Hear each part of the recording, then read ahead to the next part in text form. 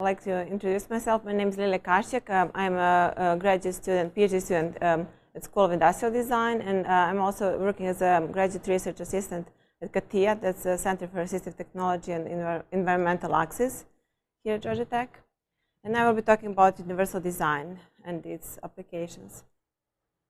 So here I'll be talking more about the universal design for interface design.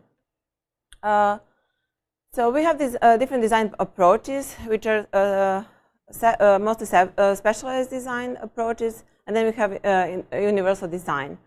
So these are actually designs of spaces, products, and interfaces that support people with various levels of function and across their types of abilities and levels of abilities. So within a specialized design, we have assistive technology and accessible design. So assistive technology are actually add-on devices or specialized equipment which we actually add and tailor to individual individual's impairment, while accessible design reduces demands for the group of people with special limitations. And then we have universal design, which is actually everyday design for all people. And it reduces the demands for all people. So universal design was defined by Mace in 1988 as design of products and environments to be usable by all people to the greatest extent possible without the need for adaptation or any specialized design. And it was recently expanded to also include the design of interfaces as well. So it is based on 7 principles and the guidelines. So we'll go through all these principles one by one. So the first one is actually equitable use. So this principle talks that all people should use any product, environment, or interface in the same or equivalent manner.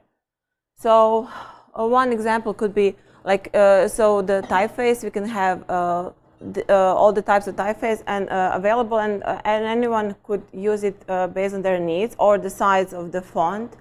So we have all we can offer users all sizes of fonts, and then they can use one that's good for them. Then assistive touch could be one example also. So your iPhone has within accessibility assistive touch. So for people with dexterity issues or motor problems, they can use assistive touch. So instead of pressing this physical button, they can actually use the touch button instead and navigate through the interface that way. Or there is also guided access for people with cognitive impairments. So this is designed so that these people can also use the interface in equivalent manner for them.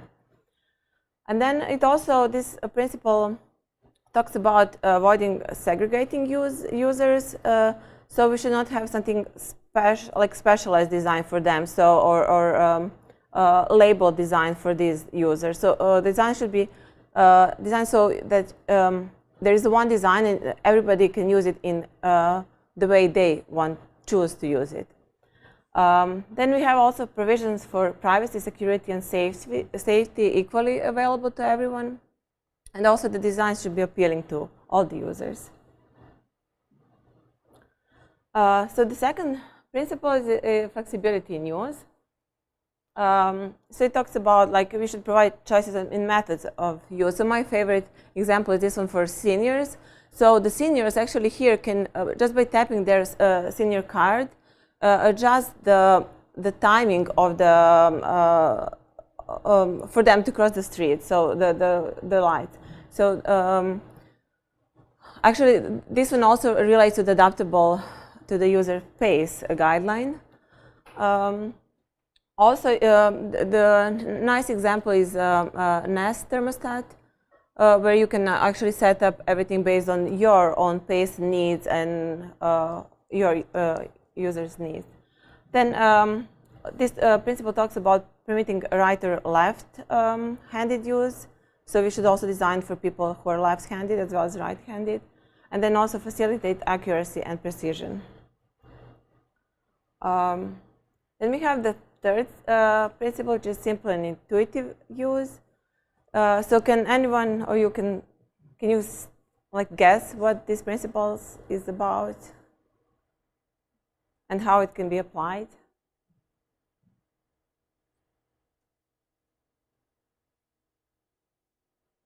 Mm-hmm.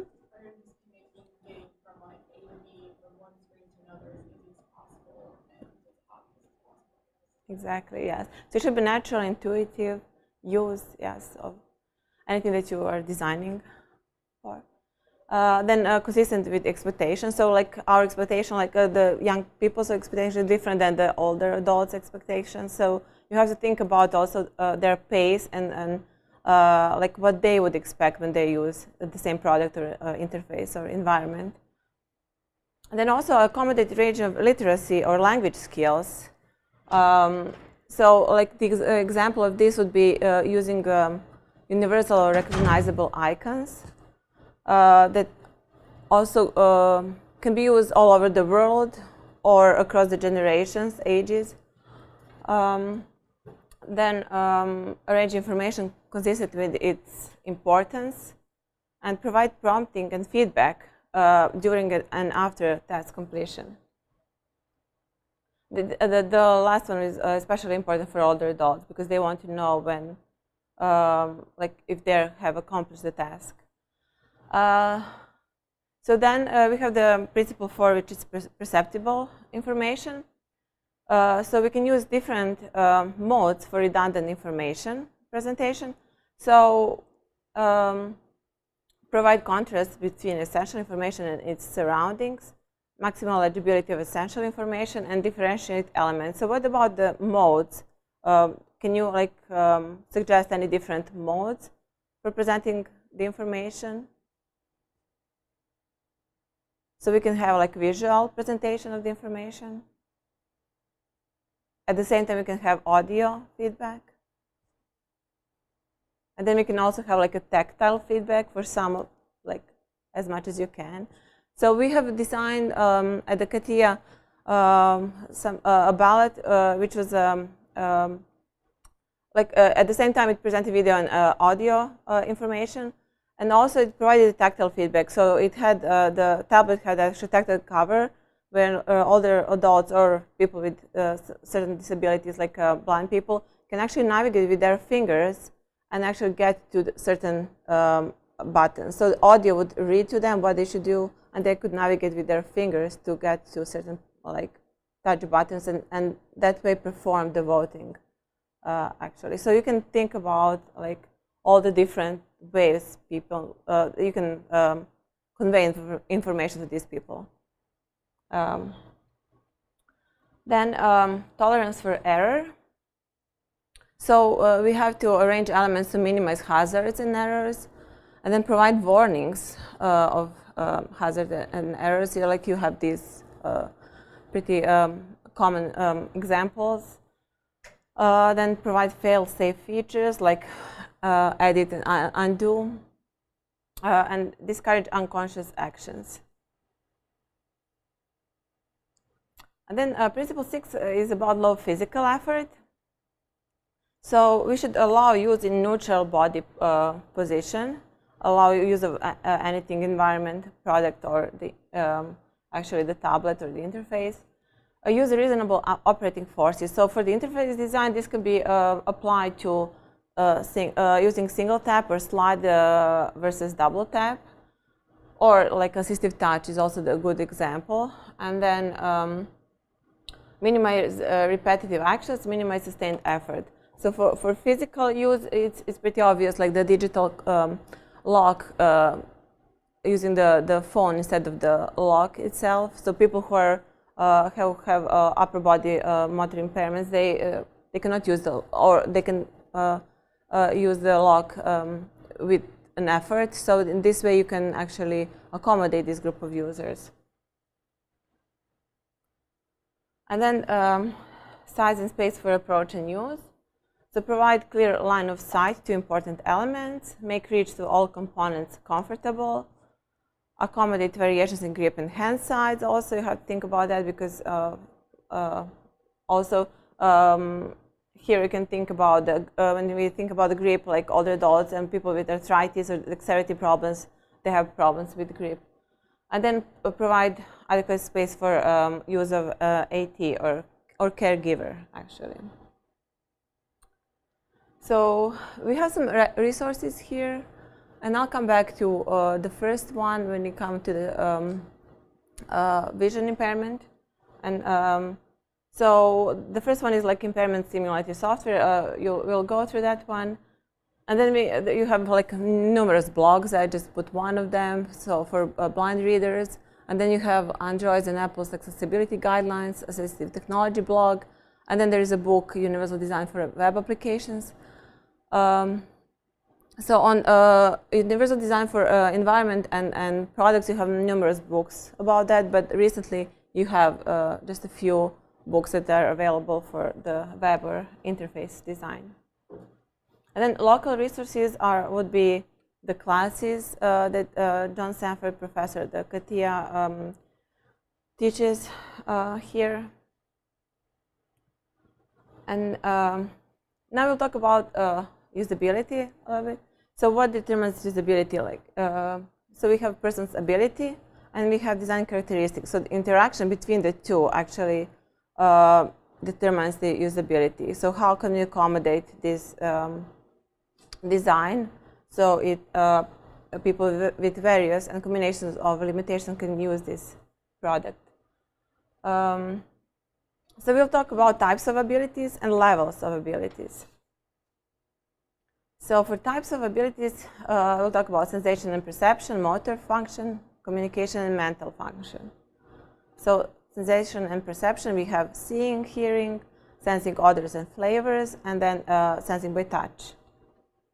Motor function is maintaining the posture, changing position, moving around, manipulating objects, and coordinating movements. And then communication is producing communication, receiving communication, conversing, and interpersonal skills. And then mental function, perceiving space, attending to tasks, remembering, processing information, and reacting to stimuli.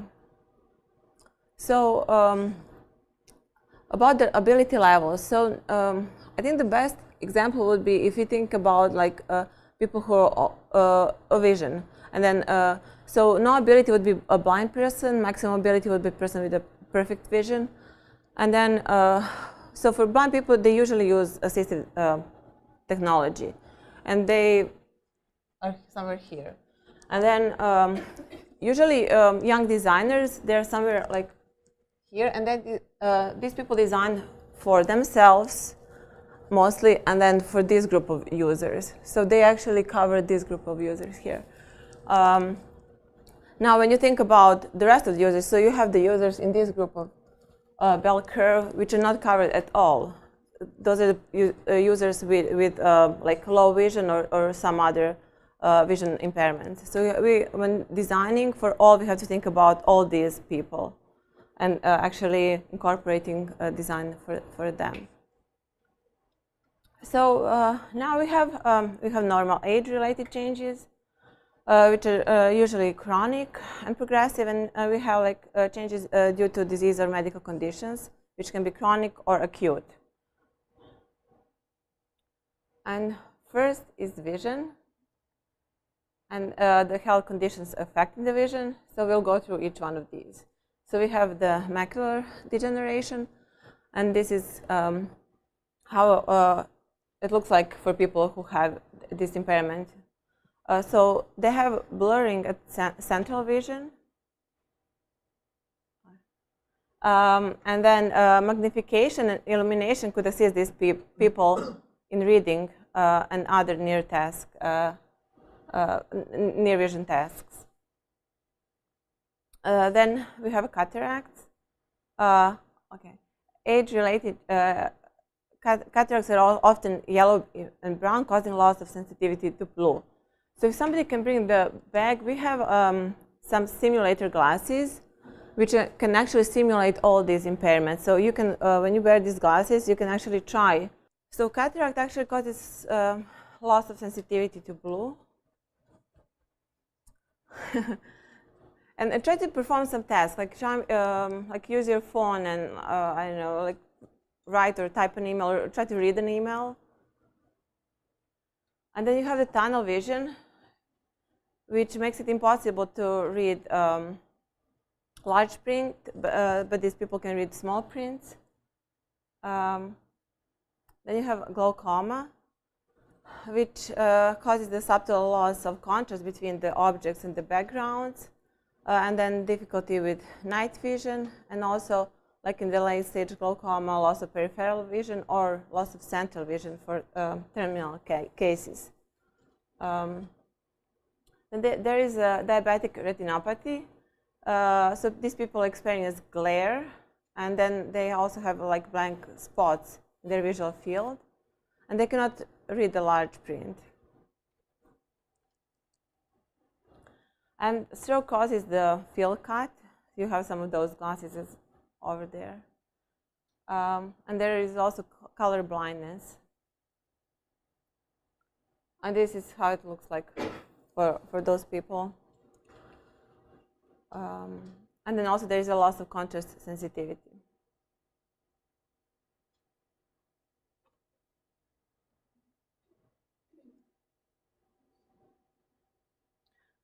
So in addition to this, there are normal age-related changes. So these are decrease in the pupil size, increase in lens opacity, changes in viscosity of vitreous tumor, and degeneration of central peripheral mechanisms. So I'll just go back to the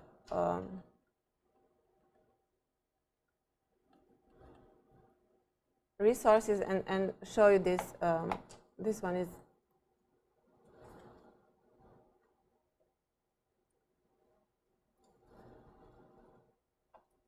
very interesting. So this website actually shows. So it has like it talks about inclusive design, which is the version of European version of universal design, and so you have here examples of how this image, or you can change the images, will look like for people with macular degeneration. So this is like a mild, and then you can also have people can have severe macular degeneration. And then you can change the types of impairments also.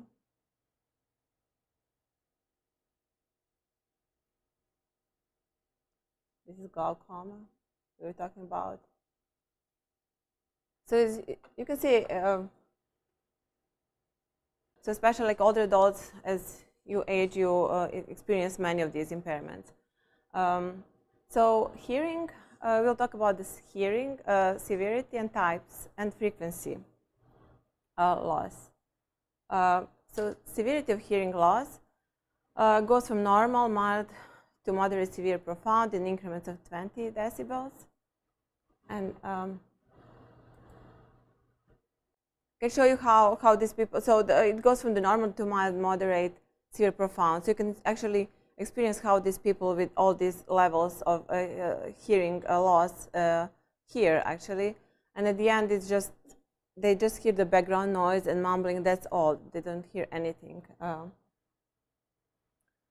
So we have these three types of hearing loss: conductive, sensory neural, and mixed.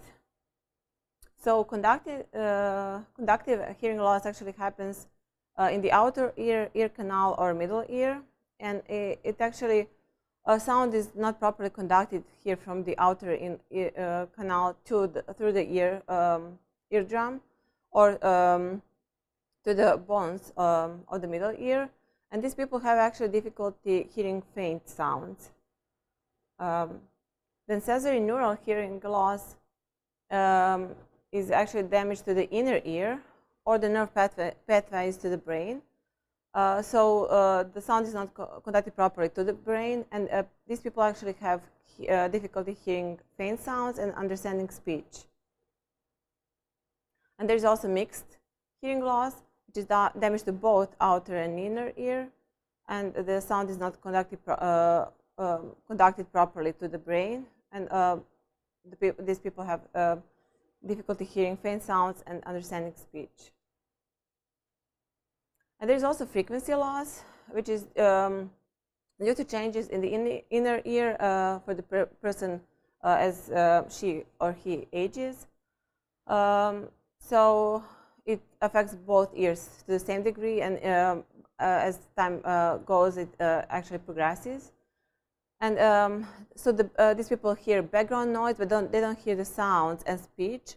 They just hear the mumbling. That's what you would hear actually in this Flintstones movie. So now we have also motor function and limitations due to actually impairments with lower extremities and upper extremities. So with lower extremities, there is a reduction in ability that can actually lead to difficulty maintaining position, changing position, traveling, or moving around, changing, and also reaching from the seated position. And then the upper extremity causes reductions in capacity of reaching and handling. So that also includes gripping, pulling, pushing, turning, pinching, fingering, etc. So we have certain health conditions and trauma that cause loss of abilities. So some of these are arthritis, stroke, Parkinson's disease, multiple sclerosis, etc. And these, some of these have are exhibited in paralysis, which is also actually loss of use of certain limbs. Paralysis, which is weakness or reduction in muscle power, and then dyskinesia, which is impairment in the ability to control movements, and these people actually have lack of coordination or tremors. So, so for arthritis, we also have these gloves that simulate arthritis. Let's try.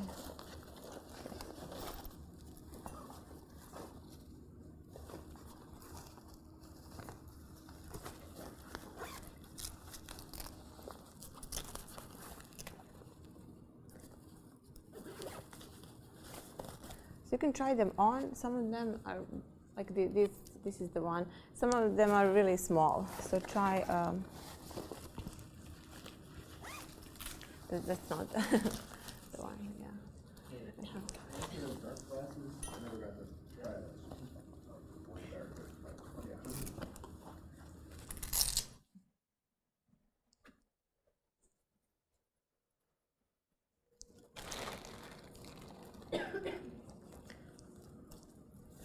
Some of these are better than the others. You can share. Oh, okay.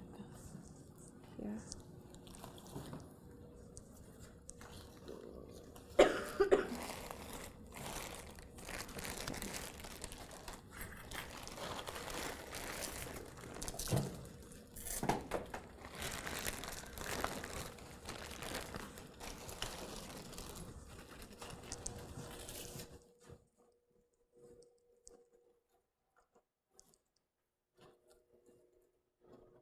So arthritis is actually chronic or degenerative joint inflammation condition that causes pain, stiffness, as some of you can experience, and also damage to joint cartilage and surrounding structures. So when you use these arthritic gloves, some of them are better, some of them are less good. We actually had some. One of them, the GTRI actually makes them in their research center. So they actually have something similar to this. They have a very stiff structure next to each of the fingers. So when you try to move the fingers, it causes the pain for you to move the fingers. So those are the real ones. So we had one, I'm not sure what happened. So these people actually also experience loss of dexterity, which you can experience with the gloves. So try to use something, some of these products or your iPhone with these gloves. Some of the functions will be impossible to actually perform, and some will be very hard to perform.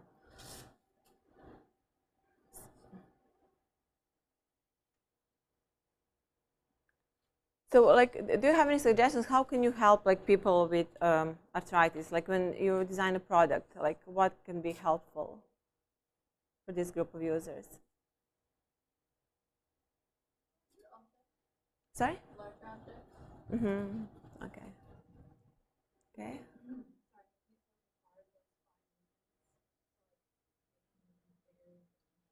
Mm-hmm. Yes.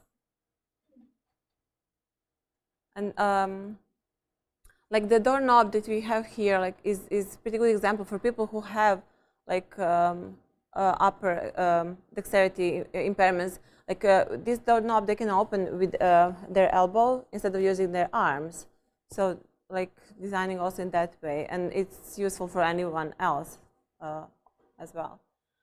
So so people with arthritis have problems like in also changing positions, traveling, lifting, carrying, pushing, and handling objects.